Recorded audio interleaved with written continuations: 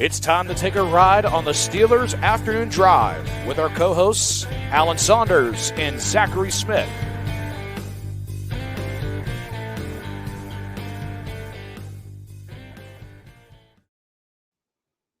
Welcome into another episode of Steelers Afternoon Drive. I'm Zachary Smith. That's Alan Saunders. Alan, what is going on? Smitty, I'm mad. I'm mad too. Maybe for the same reason, maybe not. But I'm also happy because we have 10,000 subscribers. So Smitty, wait, here's my reaction to us getting to 10,000 subscribers. Wow, it must not have been you that. It must have been somebody else then. It must not have been you that got it to 10,000 subscribers. It was your play call, Smitty. That was your play call to get us 10,000. I don't want you to get any credit for it. What the heck are we talking about? Why did the Steelers just beat the Ravens in a crucial must-win home game to go to first place in their division while playing without Cam Hayward, without Deontay Johnson, without Pat Freiermuth? They get a huge play from their star quarterback and their young, promising wide receiver, and we're talking about the offensive coordinator's non-celebratory reaction. What are we doing? And also, like, the amount of like, we got to go to school. We're going to school on this podcast about like what the freaking audible is. Okay, we're going to talk about it. We're going to teach some people. Okay. So I don't have to do that. Next time I can just point to this podcast and be like, learn something. We're going to school today. I should have brought my teacher outfit. Not that I don't know what a teacher outfit is. I got like a blazer in there somewhere I could throw on. Yeah. My mom's a teacher. You want me to go? There you go. Upstairs? There you go. But yeah, I was mentioning before we started recording that I'm happy when I'm at games. Obviously, just it's fun being at the game, but also because I'm not like live tweeting along and just glued to my phone looking at tweets from Steelers fans who I absolutely love. But this subset of people that are the people that we're talking about here, reading into the body language of the offensive coordinator and his reaction or lack of following the offensive touchdown, when I said to you as well, it's funny because if he did react in a manner that everybody else was, kind of jumping up and down, people would be like, what's he celebrating? They scored one touchdown in this game and it came with a minute and a half left. Like, you have nothing to be celebrating. You did none of this. Yeah, I mean, there's just so much here. Where should we start? Okay, let's start with, why isn't the offensive coordinator going crazy after they score a touchdown? Well, it's because he's got to call a 2-point conversion play in the next 10 seconds.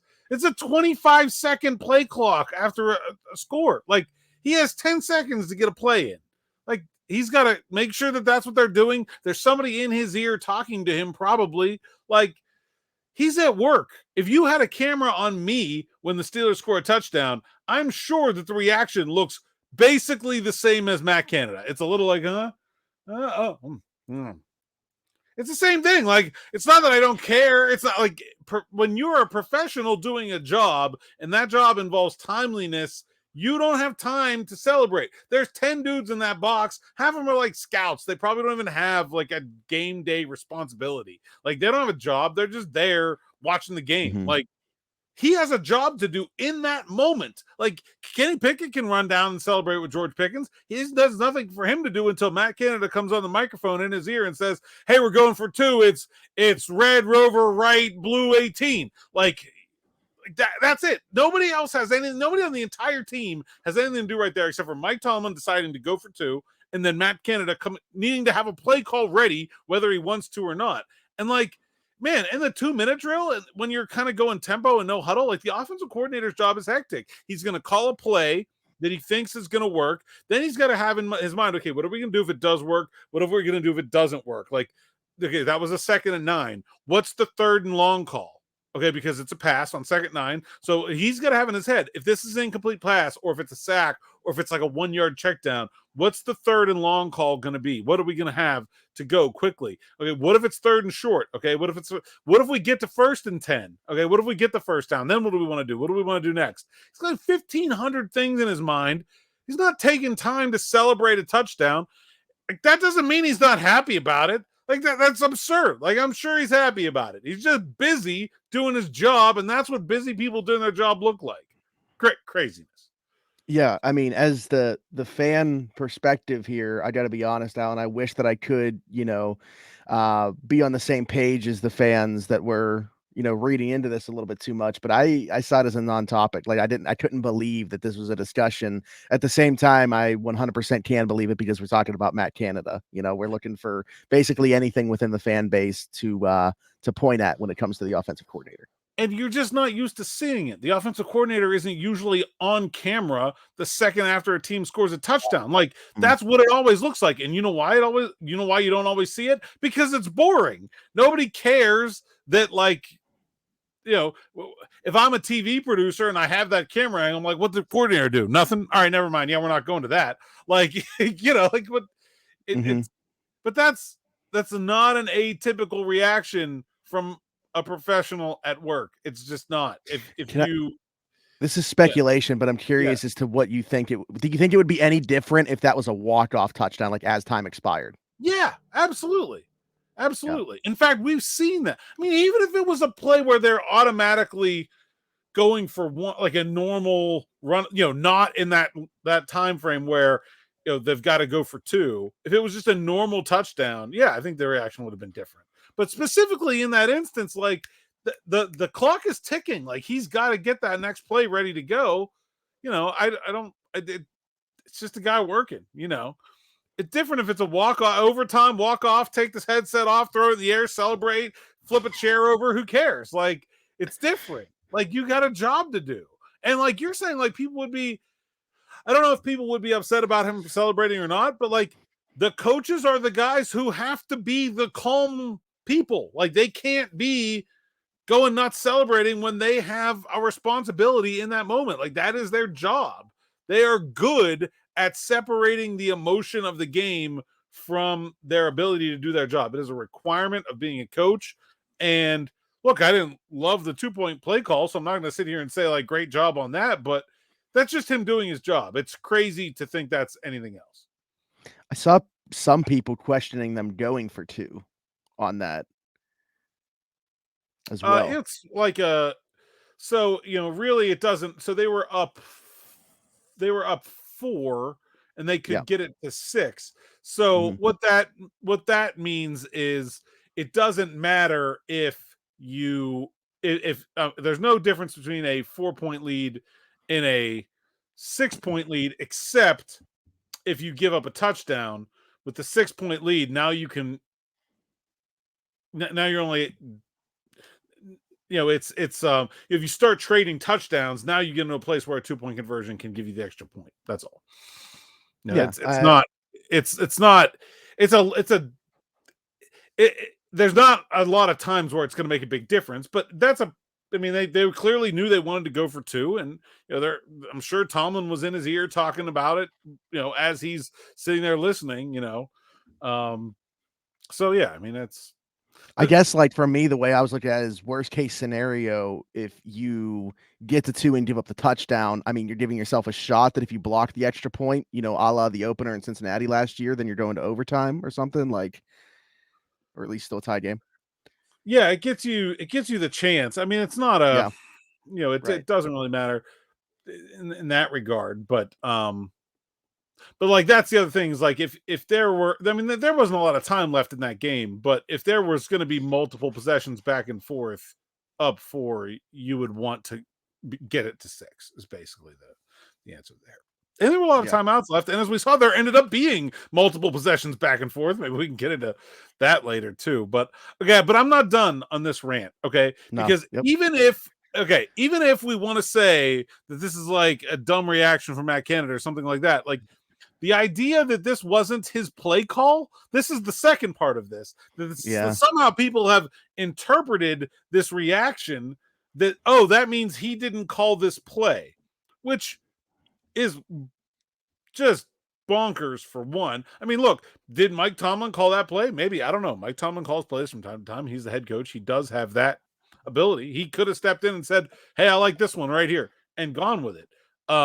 But I mean, it's a Canada play. They call that play all the time. They run it all the time. And the check that you're hearing is one they put in specifically this week for when Baltimore goes 0. They ran it many times in the game. It's a protection adjustment. So a lot of people are saying, like, oh, he didn't make that call, or he wouldn't have Pickens do that. And like, there appears to be a fundamental misunderstanding about what happens on a pass play in the NFL. So, like, we're going to school right now, okay?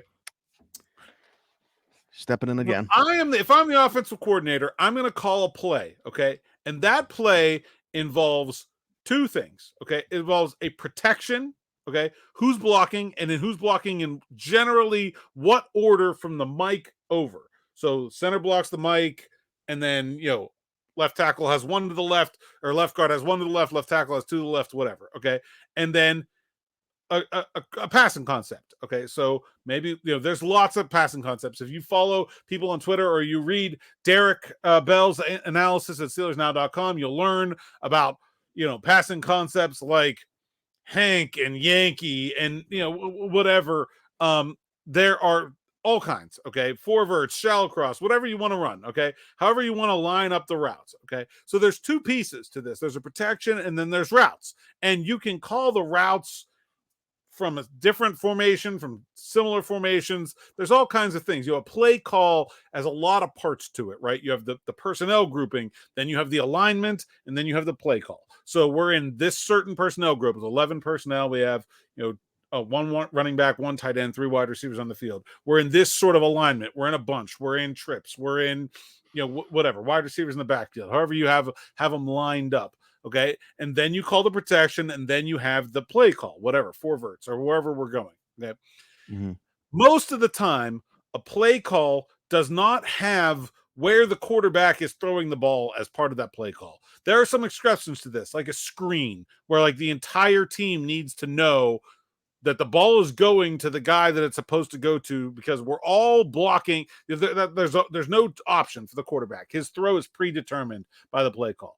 That is not the majority of the time. Most of the time, it is just a call. We're sending this receiver this way, this receiver that way, this receiver this way. Okay, you've all seen Madden, right? You know what they look like. This guy's going in, this guy's going over, this guy's going up. Okay, there's no automatic, like, this is where the ball is supposed to go from the offensive coordinator to Kenny Pickett. Maybe in his headset, he might say, hey, I like George here. Or, you might get a couple seconds of like, watch for the safety. If he's coming down, stay away from the middle. Okay, like you might get some coaching in there, but the play call itself does not have a who to throw the ball to as part of the play call. It is just a play call.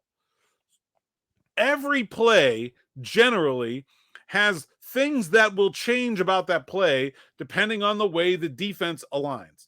So in this play, you'll see you have both outside receivers run vertical down the field. Okay, and then you have an in route over here, and then you have 2 guys stay in for protection.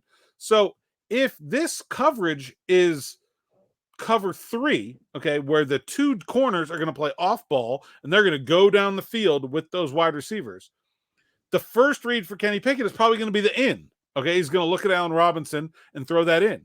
Okay, if it's cover 2, where we've got a whole bunch of guys lined up, the corners sitting down on the outside. On cover 2, the corners sit down in their short zones. That short throw gets taken away. Okay, then we're probably looking at a hole shot over the short corner and in between the safety and the sideline. Okay, like there's if it's off man, if it's man coverage, but instead of being pressed up like Marlon Humphrey was pressed up on George Pickens, if he's playing 10 yards off, then it's probably a comeback. It's probably some kind of back shoulder fade or a hitch or a comeback. George has to read that and break off the route. There's no call. There's no audible. That's all encapsulated within that one play call. Okay. That one play call, it could go to any of the receivers, and the routes will change based on what the defense is giving them within that same play call. That's not an audible. Okay. That is just the way, that is just running through the progressions of the play the way it is designed. We do this against this kind of defense. You have man, you have middle of the field open zone, which is like a cover 2 or quarters. You have middle of the field closed zone, which is cover 1, cover 3. Okay. And that's how the whole offense works. So what happened in this play was they had this play called. Kenny comes out and he sees that it is man-to-man or cover 0. Cover 0 just means man-to-man. There are no safeties behind. Everyone is only covering one person, and that's it. Okay, so he reads cover 0. He makes a check to the protection. Okay, and he calls Randy, which I'm speculating here, but most of the time a protection call like that, you give it a name that fits. So a lot of times, like Randy or R words we're going to slide the protection of the line to the right, and we're going to add protectors on the left. Okay, so he moves Jaylen Warren over to his left, and then he calls Randy to let the offensive line know you have extra blockers on your left. I am keeping Connor Hayward and Jaylen Warren in to block instead of running routes on this play. So now the linemen know, okay, we're moved over a gap. Okay, so they can block it correctly.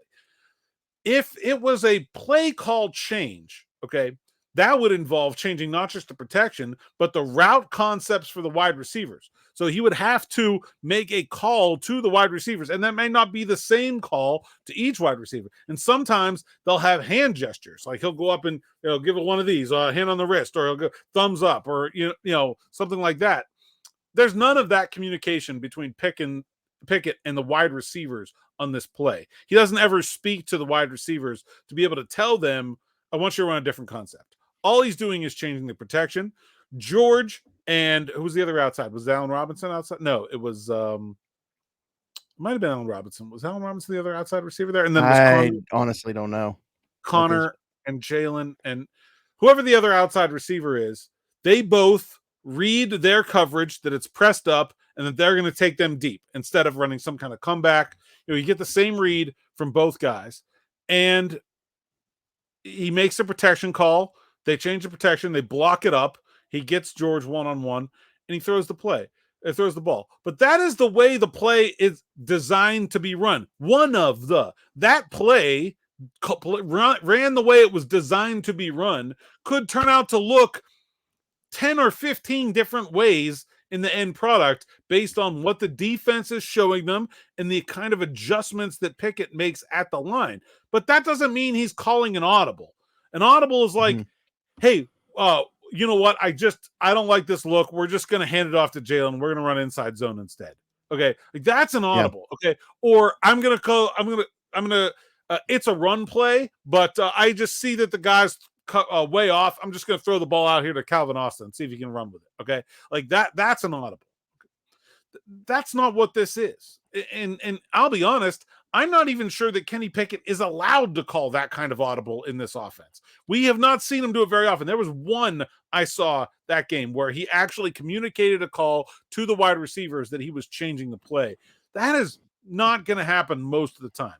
Most of the time, if you see these, it is a change of protection, or there is a check built into the play where, Pickens and Pickett will have to be on the same page about like, if this safety does this, we want you to do this. If he does that, we want you to do that. And they'll maybe look at each other. They'll maybe have a hand signal, maybe, puts his hand on his head, something like that to say, hey, we're on for that play, or we're going to go the other way. We're going to check it up.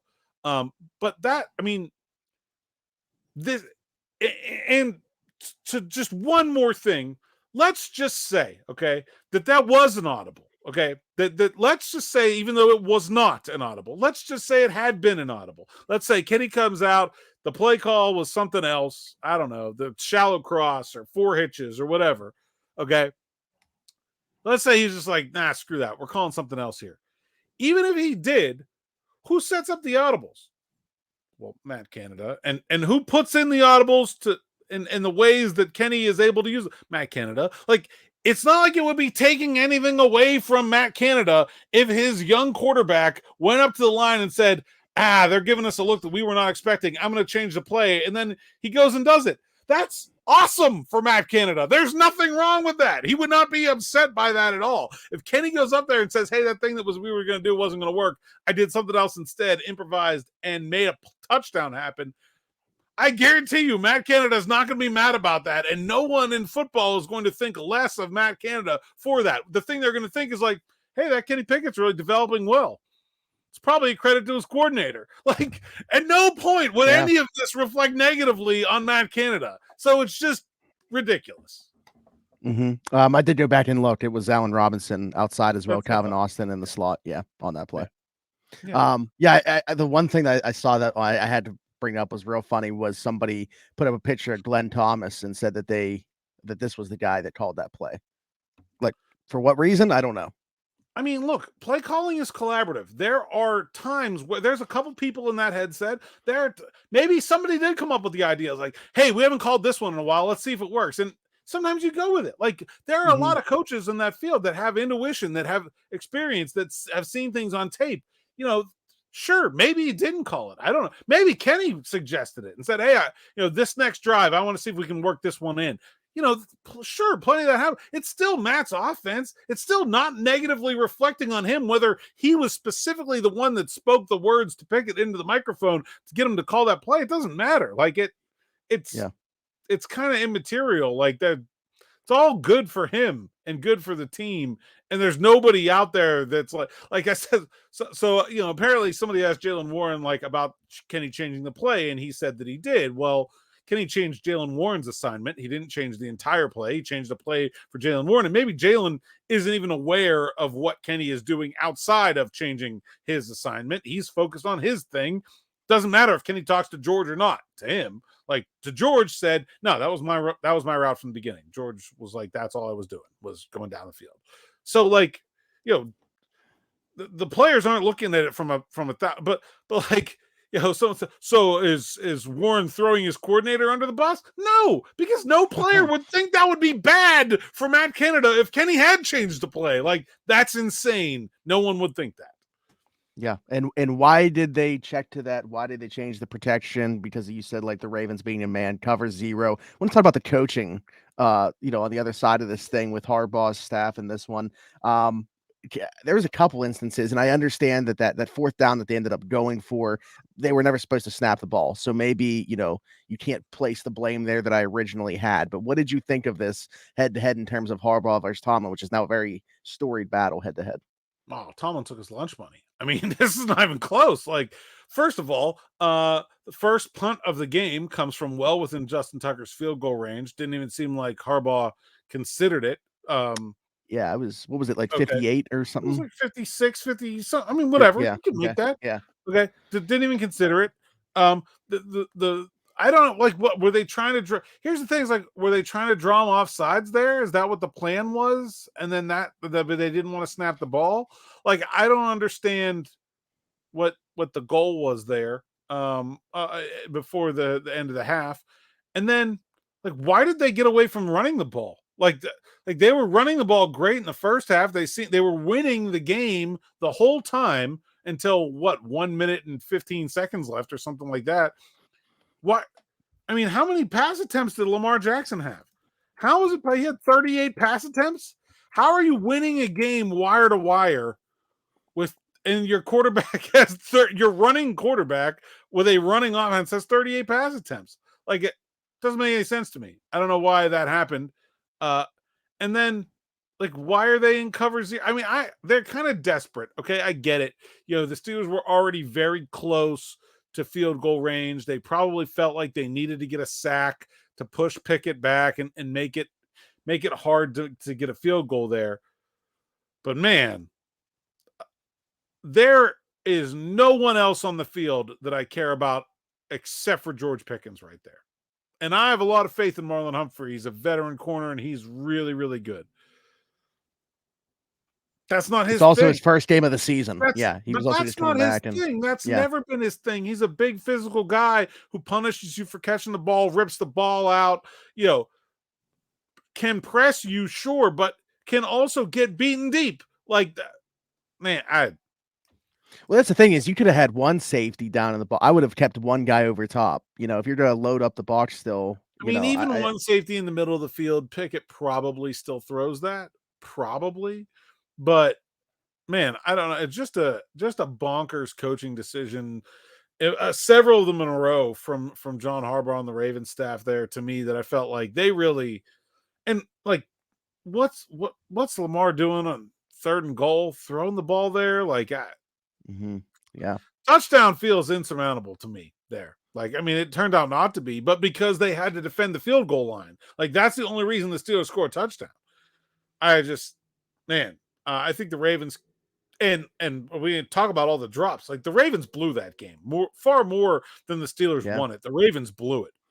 That's absolutely true. And look, that's what's lost in this whole absurd discussion, is that I have to spend the whole day and night and day defending Matt Canada when the offense stunk again. Like, let's be real. That was not a good offensive performance. It wasn't as bad as they've been. They get one big play touchdown. It felt more like the offense they had last year, at the end of last year, when they won 6 of those last 7. They did it without any offensive fireworks. It was boring. It was kind of ugly, but it got the job done.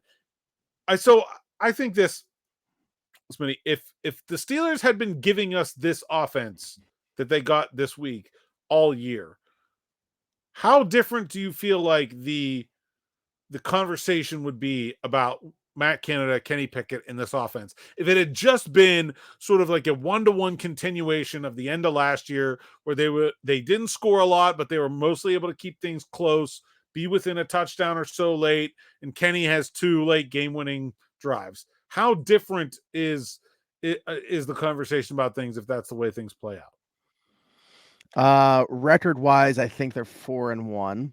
But just from the conversation, I don't know that it's much different for Canada because this was still going on last season. From Kenny's perspective, I would think that we're talking, as opposed to like a huge second year leap, I think we're just talking about like a steady upward trajectory, though, which would be fine. We're not talking about a guy that we're just like, why is this guy potentially even worse than he was as a rookie in year 2? Yeah, I think that's the big thing, is that if this had been the offense that we'd been getting, I don't think anybody would be okay with that. I don't think anybody would be happy with that, and everybody would still hate Matt Canada because I don't know. Yeah. But I don't think there would be like panic level thinking about the Steelers offense the way we are seeing now if this is the offense they had been getting. And I really, like, I don't know if you'd have like audible fire Canada chance like multiple times throughout right? the game. Yeah, absolutely. Yeah, I don't think so at all. And like you said, they'd probably be 4-1. I want to. So speaking of Kenny, though, in this offense as a whole, that necessarily hasn't been very good. The one thing, though, that they were able to do yesterday was avoid making the big mistake. Unlike Lamar on the other, Lamar was very good in this game. The receivers let him down a lot, but he made that mistake at the end of the game, the interception that Joey Porter Jr. got. And this goes back to last year. It's just like Kenny making these plays in the big moments, and it's almost the plays that he doesn't make, not turning the football over in these big moments. I'm not saying he outplayed Lamar by any means in this game, but again, just that big mistake that Kenny didn't make is the reason they won the football game. Yeah, absolutely. Kenny lived to fight another day many times in that game. There was a play, third quarter, they had a decent drive coming down, and he gets sacked on a third and, I don't know, it was like a 3rd and 6 or something, just at the edge of field goal range, takes like a 10-yard loss on a sack, means they're going to lose the field goal. Just a huge gut punch of a loss there. But like, did he force something to try to make a play? No, there wasn't a guy open.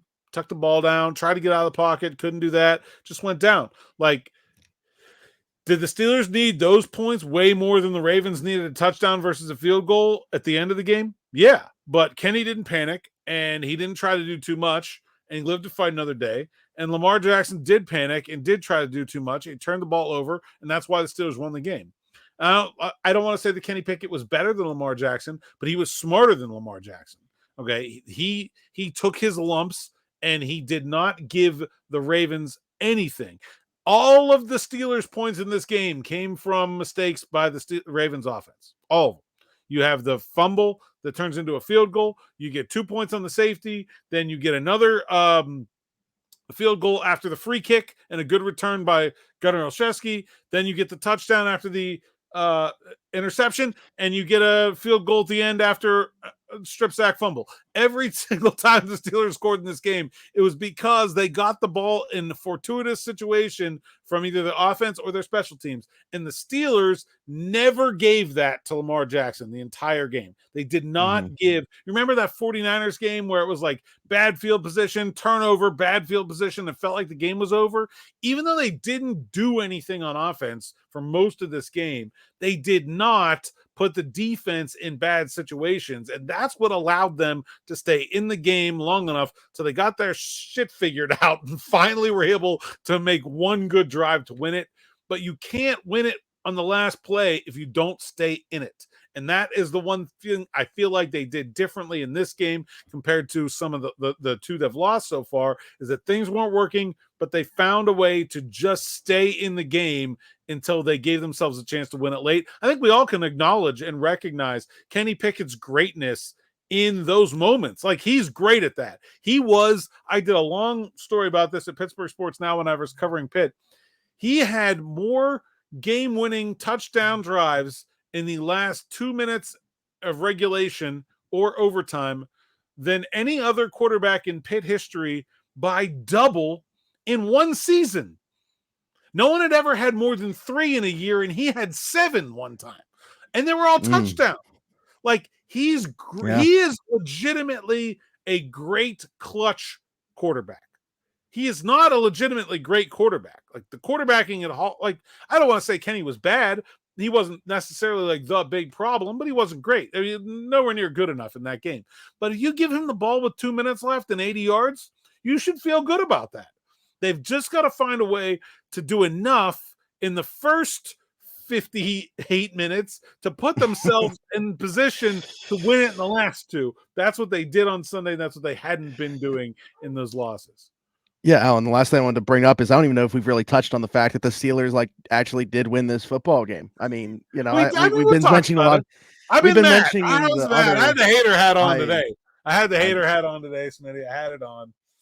I get it. Hater hat, but this is just another, twist and turn. And like I said, what's one of the great NFL rivalries between the Steelers and Ravens, where it's like, if you just watch the game without looking at the scoreboard, you're going to have no idea what the actual result is, because, the Ravens can dominate for 53 minutes and end up losing a football game. It could go the other way, but it's gone the Steelers' way 5 out of the last 6 times.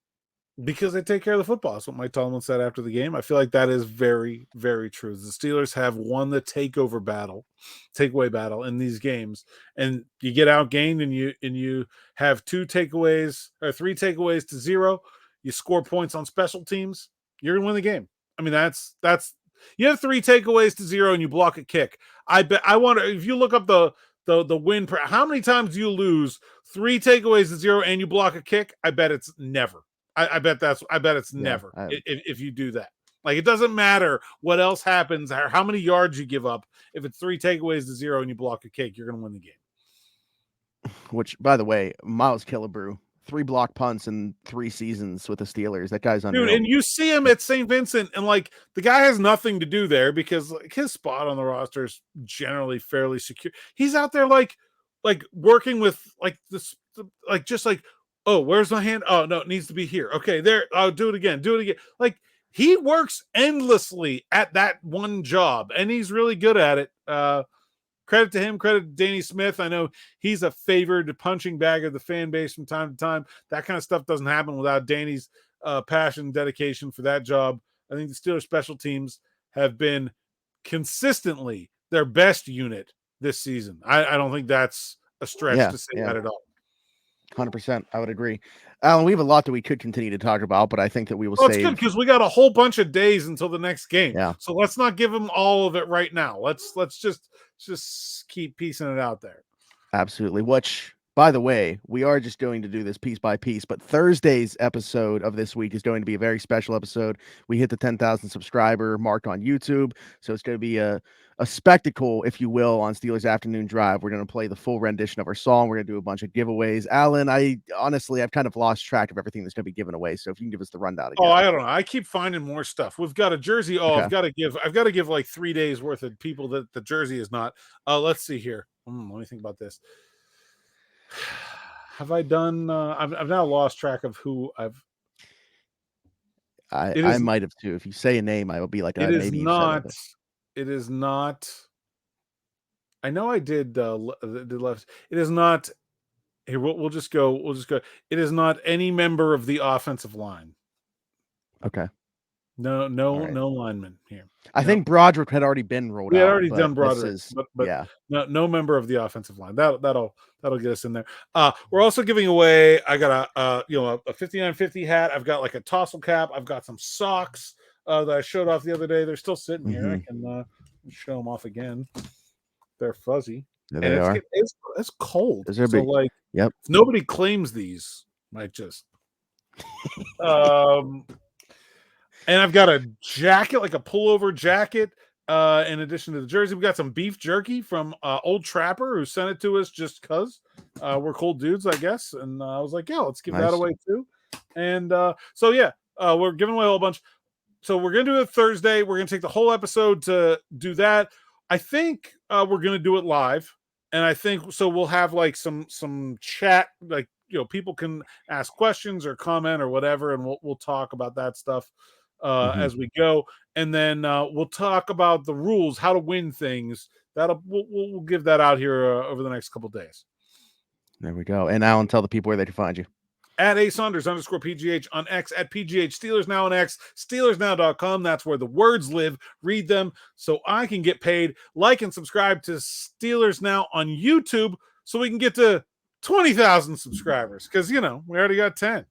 Yeah, might have to come up with an extended version of the song if we hit 20,000 subscribers. 20,000 or something. We'll get a live performance. there we go. There we go. Right? Yeah. There we go. Yeah, that's better. I'm Zachary Smith, PGH. Like Alan said, like, subscribe, hit that notification bell as well so you guys don't miss a single video that's put out. Comment down below. We will read those. If you're listening somewhere else, give us a 5-star review over there. For Alan Saunders, I'm Zachary Smith. Thanks for jumping in and taking another ride with us on the Steelers Afternoon Drive.